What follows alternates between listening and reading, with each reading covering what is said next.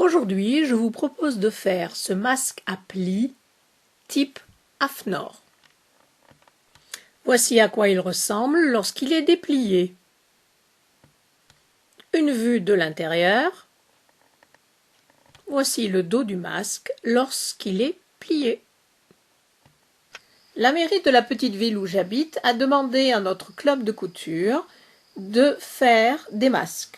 Et voici ma participation, la première cinquantaine de masques réalisés cette semaine. Ce sont des masques à plis, comme vous le voyez, comme ceux recommandés par l'AFNOR. Et j'ai suivi exactement le protocole de montage que l'on m'a envoyé. Vous avez sur YouTube 25 tutos à la douzaine qui vous montrent exactement comment faire ce montage qui est excessivement basique. On utilise beaucoup de points zigzag. Donc voici le devant, voici l'arrière, et on ne cache même pas les extrémités des élastiques à l'intérieur des coutures. C'est vraiment du travail très simple. Celles et ceux qui me connaissent savent que le point zigzag, les bords non finis, les choses qui dépassent un peu trop visiblement partout, comme disent nos amis britanniques, tout ceci n'est pas ma tasse de thé. Voici quelques exemples de ces mêmes masques, mais revus à ma façon. Ces masques sont pour mes petites filles et j'ai utilisé le patron que j'ai remanié moi-même, c'est-à-dire basé sur celui de l'AFNOR, mais pour les 3-6 ans. Et je suis partie d'un carré de 19 cm et je l'ai divisé ainsi, 7 cm de chaque côté et 5 cm au milieu. J'ai découpé des élastiques de 35 cm de long.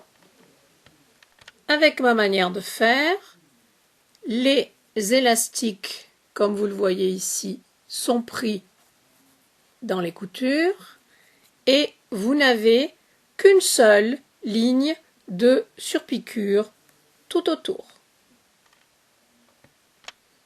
Voici l'intérieur du masque. Comme vous voyez, tout est bien propre.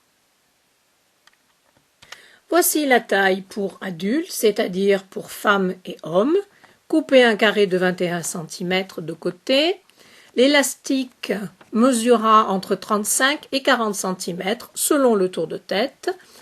Pour marquer les plis, tracez une ligne à 8 cm d'un côté, 8 cm de l'autre, ce qui donnera 5 cm au milieu. Je vais vous montrer maintenant ma méthode en utilisant le patron pour les 7-12 ans. C'est-à-dire que vous allez prendre un carré de 20 cm. L'élastique fait toujours 35 cm de long, donc il vous en faudra 2. Et sur le côté, vous avez 7 cm et demi, 5 cm, 7 cm et demi.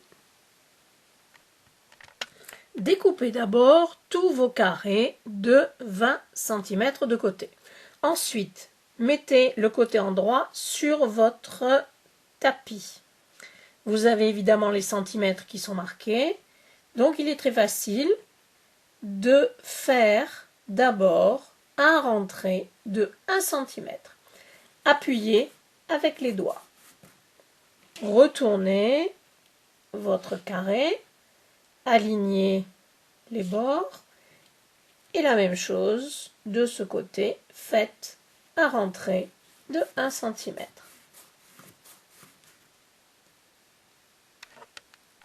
Le droit fil est dans ce sens et de chaque côté, à gauche et à droite, vous avez fait les ourlets. Faites la même chose avec le tissu doublure de chaque côté. Placez maintenant endroit contre endroit et alignez bien les ourlets de chaque côté et évidemment le haut et le bas. Mettez des épingles pour maintenir les 2 ourlets en place. Maintenant, faites une couture en haut et en bas à 1 cm du bord, longueur de point 2,5. Si vous avez plusieurs masques à faire, faites-les à la chaîne, avant en arrière. Ensuite, vous insérez le deuxième, avant en arrière, et vous continuez. On utilise très souvent cette méthode de coudre comme ceci à la chaîne. Ça va plus vite et ensuite vous faites des économies de fil. Séparez donc tous les masques et ensuite faites la même chose de l'autre côté. Maintenant, ouvrez les coutures que vous venez de coudre des 2 côtés et donnez un bon coup de fer pour les aplatir. Retournez votre masque sur l'endroit et puisque vous avez ouvert les coutures, celles-ci vont bien s'aplatir correctement et elles seront très nettes. Ensuite, donnez un petit coup de fer pour tout aplatir, surtout les 2 ourlets que nous n'avons pas encore cousus de chaque côté. Utilisez encore votre tapis, le pli qui est ici. Regardez, vous suivez la ligne, ça ressort ici, attrapez des 2 côtés, n'oubliez pas le tissu extérieur et la doublure, et montez votre pli pour qu'il arrive à 1,5 cm, voyez ici, du bord en haut. Mettez des épingles pour tenir en place. Retournez votre masque ainsi. Alignez ce pli avec cette partie du patron. Reprenez l'équivalent. Donc vous voyez, donc c'est cette ligne ici.